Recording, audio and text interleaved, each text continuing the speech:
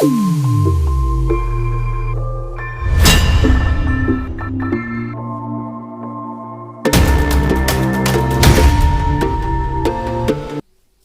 morning, all of you. I'm here. It's me Sunil Upadhyay.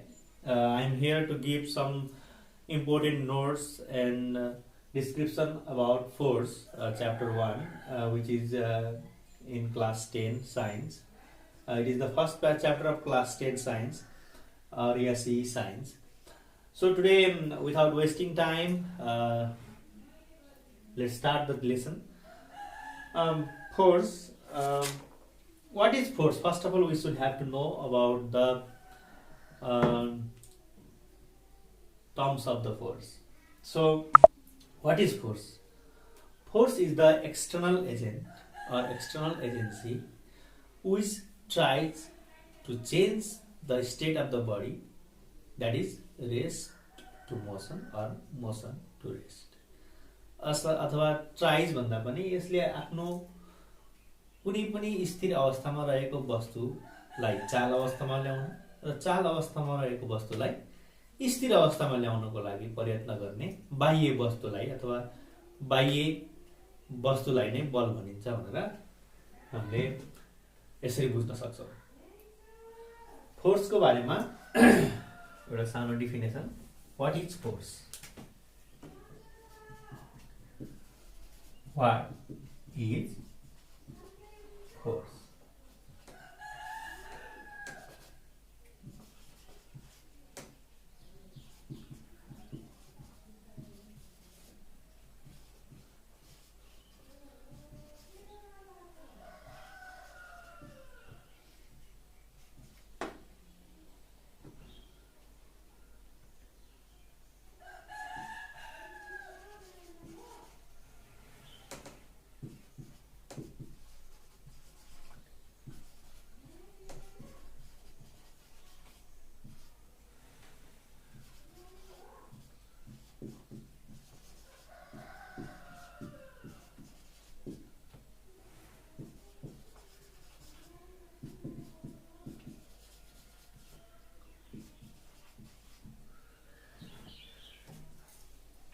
The external agency which changes or tends to change the state of the body is called force. यसलाई हामीले नेपालीमा भन्दाखेरि force भनेको एउटा बाह्य अथवा बाह्य agency हो अथवा बाह्य वस्तु हो जसले कुनै पनि स्थिर अवस्थामा रहेको वस्तुलाई चाल अवस्थामा ल्याउँछ अथवा ल्याउने प्रयत्न गर्छ अथवा चाल अवस्थामा रहेको वस्तुलाई स्थिर अवस्थामा ल्याउँछ अथवा ल्याउन प्रयत्न गर्छ अथवा change the state of the body is called force भन्दा पनि यहाँ स्टेट अफ द बडी के हो त? हुन त यो पनि डेफिनेसन ठिक छ। अब यसमा state of that is rest to motion और motion to rest is called force. Rest to motion अथवा motion to rest is called force. अब फोर्स धेरै किसिमको हुन्छ। एउटा फिजिकल्ली देखिने फोर्स हुन्छ, हेर्नु है, एउटा फिजिकल्ली देखिने जस्तै यो एउटा मार्कर हो, यो चाहिँ हाम्रो एउटा मार्कर छ, यहाँ हेर्नुहोस् ध्यान दिएर। र यो मार्करलाई मैले उता जा भन्दाखेरि जाँदैन, तर यो मेरो हात एउटा एक्सटर्नल एजेन्ट हो र यसले एक्सटर्नल एजेन्टले यसलाई केही फोर्स अप्लाई गर्यो, एक्सटर्नल एजेन्टले र फोर्स अप्लाई गरेर यसले आफ्नो पोजिसनलाई चेन्ज गर्यो।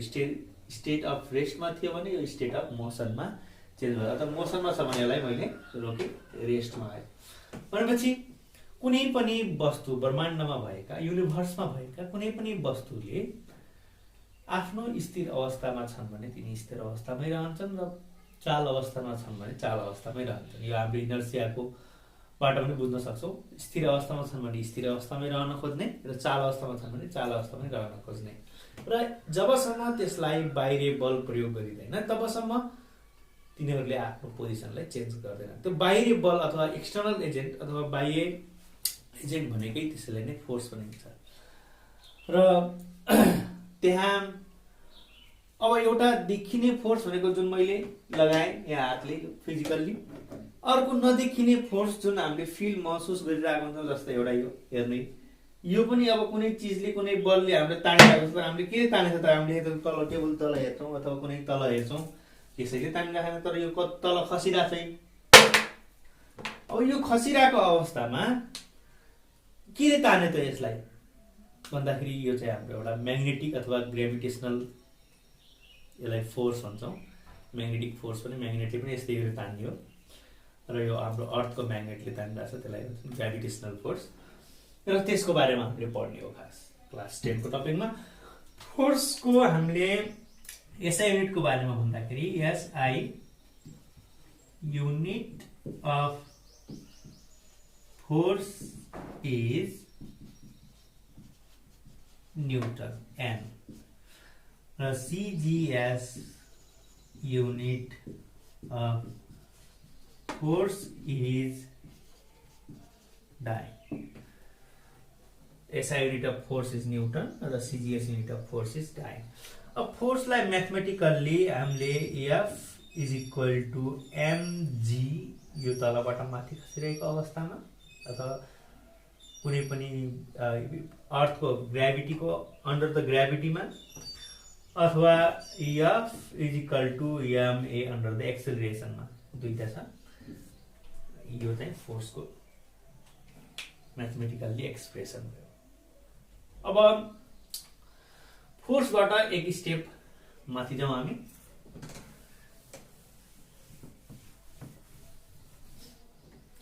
अर्को आउँछ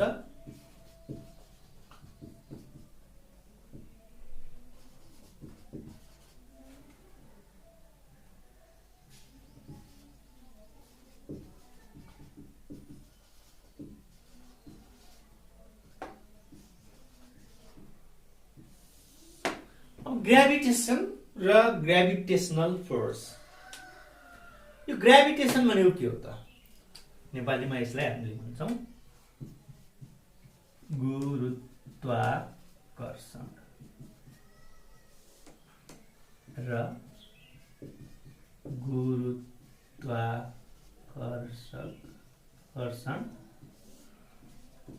बल।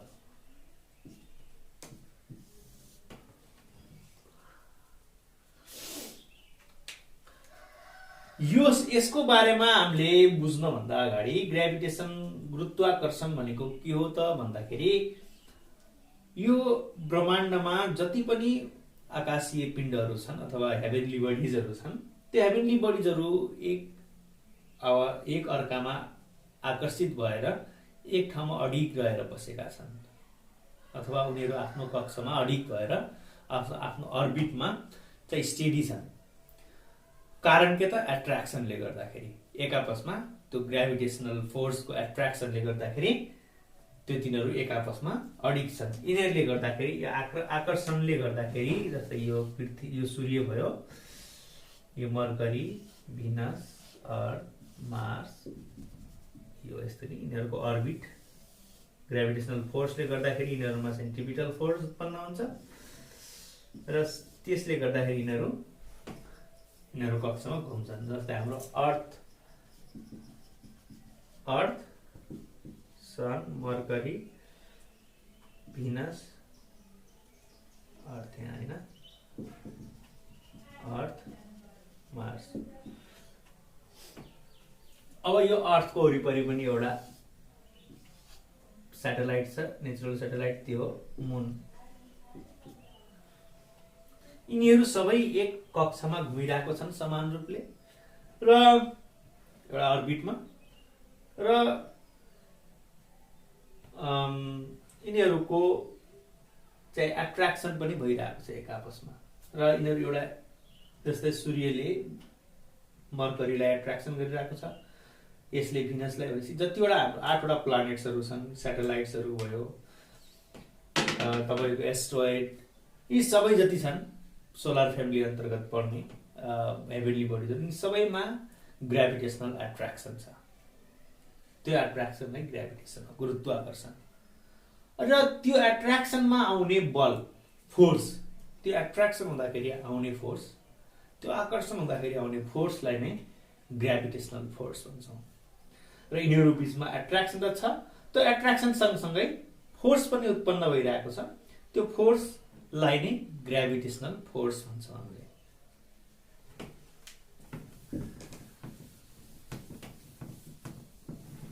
डेफिनेसनमा जाउँ।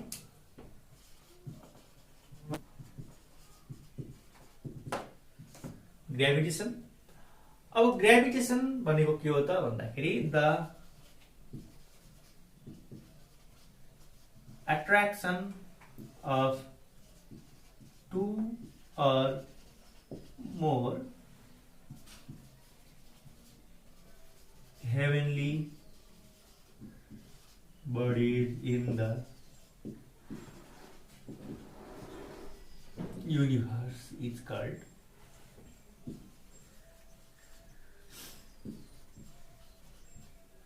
gravitation.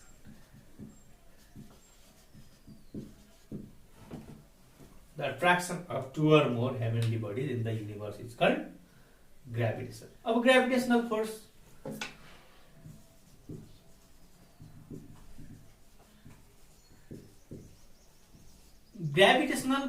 भनेको हेर्नु यहाँ the attraction of two or more भन्ने जुन ग्राभिटेसन थियो, अब यसमा फोर्स एड भयो। अब त्यो एट्र्याक्सनमा उत्पन्न हुने फोर्स बल, so that's the force of attraction भन्ने हामीले यहाँ राख्नुपर्छ। The force of attraction of two अथवा एट्र्याक्सन between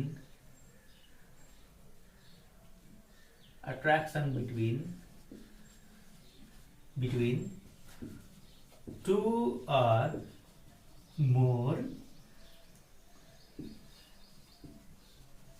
heavenly bodies in the universe is called gravitational force.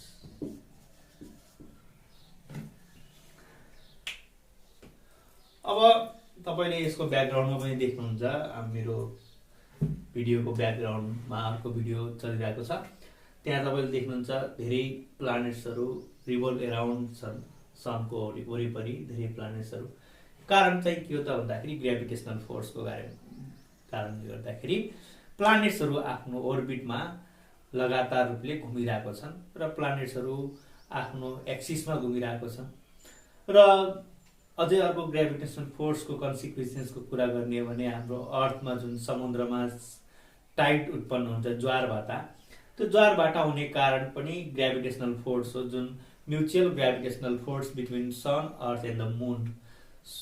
Sun earth र मुन बिचको एकापसको ग्राभिटेसनल फोर्स अथवा गुरुत्वाकर्षण बलले गर्दाखेरि पृथ्वीमा भएका ठोस वस्तु अथवा सोलिड सब्सटेन्सलाई ग्राभिटेसनल फोर्सको एट्र्याक्सन कम पर्ने भयो र जुन लिक्विड सब्सटेन्स त्यसमा ग्राभिटेसनल फोर्सको एट्र्याक्सन अथवा असर इफेक्ट चाहिँ बढी पर्ने भएको हुनाले त्यो लिक्विड सब्सटेन्सका मलिक्युल्सहरू लुजली प्याक हुन्छन्। र लुजली प्याक हुनुको मतलब एकदमै लुज हुन्छन्। जस्तै सोलिड सब्सटेन्स यो जस्तै यो एउटा मानव सोलिड सब्सटेन्स भयो, यसलाई तन्किने हुँदैन यिनीहरू, तिनीहरूको मलिक्युल्सहरू चाहिँ एकदमै सर्फेस टेन्सन यिनीहरूको एकदमै कम हुन्छ, थोरै हुन्छ, तर मलिक्युल्सहरू एकदम लुजली प्याक हुन्छन्, जसलाई फोर्स ग्राभिटेसनल फोर्सको एट्र्याक्सन त्यसमा धेरै पर्छ, जसले गर्दा एट्र्याक्सन केही हदसम्म एट्र्याक्सन हुन्छ र त्यो पानी माथिसम्म पुग्छ अनि फेरि त्यो एट्र्याक्सन लुज हुन्छ, तल झर्छ। त्यो भएपछि के हुने भयो त भन्दाखेरि लुज हुनुभन्दा पनि अर्थको ग्राभिटेसनल फोर्सले फेरि त्यसलाई आफ्नै चाहिँ सर्फेसतिर तान्छ, आफ्नै सेन्टरतिर तान्ने भएको हुनाले त्यो फेरि पानी माथि पुगेर तल झर्दाखेरि छाल उत्पन्न भएको, समुद्रको छालहरू कसरी उत्पन्न हुन्छ भन्ने कुरा पनि तपाईँले बुझिसक्नुभयो होला। यो हामीले यसपछिको कन्सिक्वेन्सेसमा फेरि यसलाई जोड्ने नै छौँ। र यहाँ the force of attraction between two or more heavenly bodies in the universe, ब्रह्माण्डमा भएका जति पनि दुईभन्दा बढी आकाशीय पिण्डहरू बीचमा उत्पन्न हुने आकर्षणको बललाई नै गुरुत्वाकर्षण बल भनिन्छ, अथवा the force of attraction between two or more heavenly bodies in the universe is called gravitational force. अब यसलाई हामीले अब एसआई युनिट हेर्ने हो भने यसको इट्स एसआई युनिट इज, यसको एसआई युनिट चाहिँ के होला त? Gravitational force. फोर्सको एसआई युनिट न्युटन हो भने ग्रेभिटेसनल फोर्सको केही फरक हुन सक्छ त? पक्कै पनि सक्दैन, किनकि फोर्सको युनिट जहाँ पनि सेम हुन्छ। Its SI unit is newton.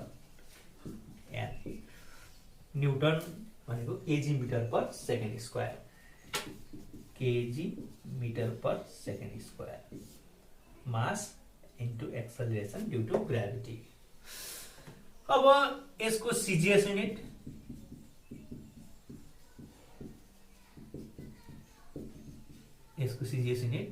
जे फोर्सको थियो त्यही नै, डाइन। यसलाई म्याथमेटिकल्ली हामीले कसरी एक्सप्रेस गर्न सक्छौँ त? हेर्नुहोस्, ग्रेभिटेसनल फोर्सको म्याथमेटिकल भेरिफिकेसन हामीले गर्नु पनि पर्छ, इम्पोर्टेन्ट पनि छ। How do we express gravitational force? First of all, we should have to know mathematical expression of gravitational force.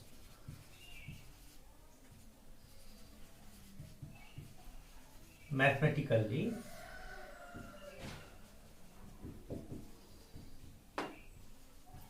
gravitational force लाई F ले हामी जनाउँछौँ भने, अथवा एफ को तल सानो जी यसरी लेखिन्छ, त्यो ग्रेभिटेसनल फोर्स हो भनेर सामान्य अर्थमा। तर हामीलाई केही फरक पर्दैन, ठुलो जी यो आउँछ यसको बारेमा पनि, जी m1 m2 upon D square, यसरी G m1 m2 upon D square, where F भनेको ग्रेभिटेसनल फोर्स भइहाल्यो, जी भनेको चाहिँ युनिभर्सल ग्रेभिटेसन कन्स्टेन्ट।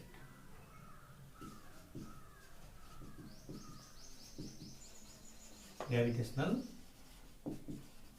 कन्स्टेन्ट र m1 m2 भनेको चाहिँ masses of two heavenly body अथवा two body,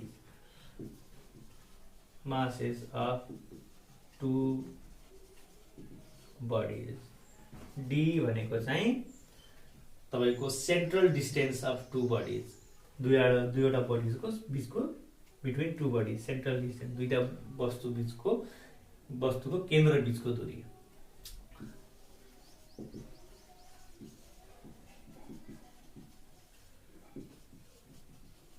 between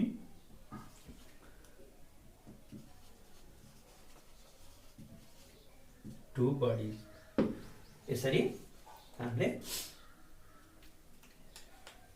gravitational फोर्सलाई mathematically देखाउन सक्छौँ, त यसलाई सल्भ गर्न सक्छौँ न्युमेरिकलको आधारमा। अब हामी जाउँ, अब यसैलाई भेरिफिकेसनको बारेमा आउँछ। अब हामी जाउँ Newton's law of gravitation. Newton's law of gravitation एउटा न्युटन्सको युनिभर्सल ल हो।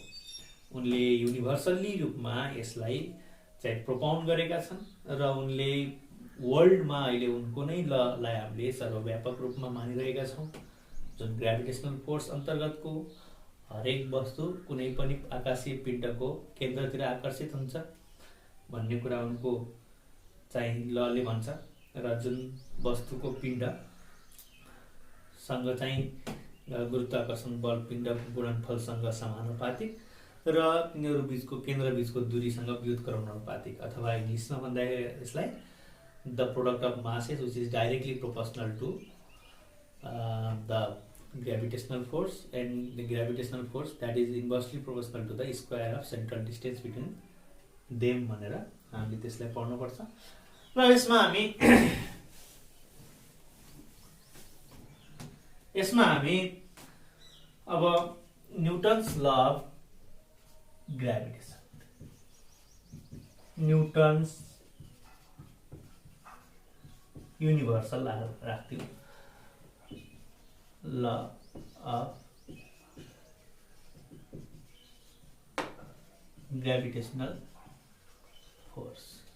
यो ल हाम्रो धेरै जसोको बानी के छ भने ल प्रिन्सिपल यिनीहरू सिद्धान्तहरू रट्नै पर्छ, सेम हुनै पर्छ भन्ने खालको सिद्धान्त छ। तर त्यो केही हदसम्म सेम हुनपर्छ, तर त्यो लको मर्मलाई हामीले यथावत राखेर, लले भन्न खोजेको कुरा यथावत राखेर त्यसलाई आफ्नो तरिकाले एक्सप्रेस गर्न पनि सक्छौँ। धेरैको बुझाइ गलत छ, साइन्सलाई हामीले रटेरै पढ्नुपर्छ, रट्नै पर्छ भन्ने कुरा त्यो चाहिँ होइन। किनकि त्यो अहिले त्यही भएर हामी चाहिँ पछाडि परेको हौँ। हामीले आफ्नो भाषामा साइन्सलाई बुझ्न सक्यौँ भने त्यो एकदमै राम्रो हुन्छ। अब यहाँ हामी न्युटन्स युनिभर्सल ल अफ ग्राभिटेसनल फोर्स यसलाई स्टेट गर्नुभन्दा पहिला मैले यसलाई एउटा लको केही इक्वेसनहरू यहाँ राख्छु। ग्राभिटेसनल फोर्स अथवा यसलाई हामी के भन्ने त भन्दाखेरि the force of attraction between two bodies अथवा gravitational force is directly proportional to the product of masses m1 m2 सँग डाइरेक्टली प्रोपोर्सनल हुन्छ कुनै एउटा दुईटा वस्तु बिचमा। र यो कुरा थाहा पाउनुपर्छ तपाईले यो ललाई गर्नुभन्दा अगाडि।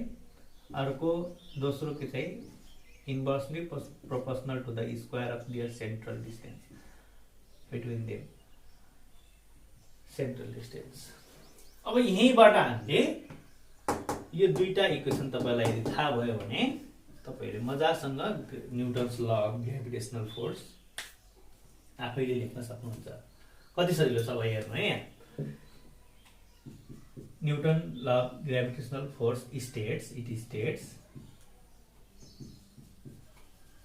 स्टेट्स अब यो याफलाई के भन्ने हामीले, यो याफलाई भन्ने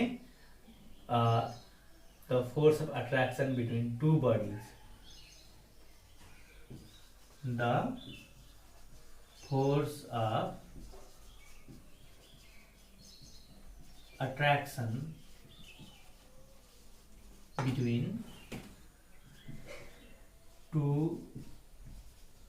बडिज इज के त डाइरेक्टली प्रोपोर्सनल। यो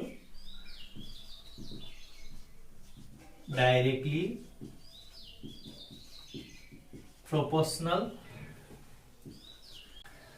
अब यहाँ हेर्नुहोस् डाइरेक्टली प्रोपोर्सनलको साइन यहाँ छ र केसँग त भन्दाखेरि त्यही दुईवटा बडिजका मासेससँग, मासेस केमा छन् त प्रोडक्टमा छन् अथवा मल्टिप्लिकेसनमा छन्। Is directly proportional to the product of their masses, ती बडीका, दियर भन्नाले कसका, त्यो दुईटा बडी जुन थियो त्यो बडीको मासको प्रोडक्टसँग,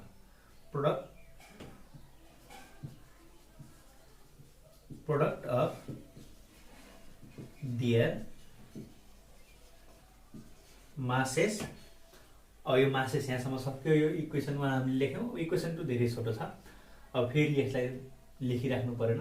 फेरि अब फोर्स चाहिँ इन्भर्सली प्रोपोर्सनल छ केसँग, square of their central distance and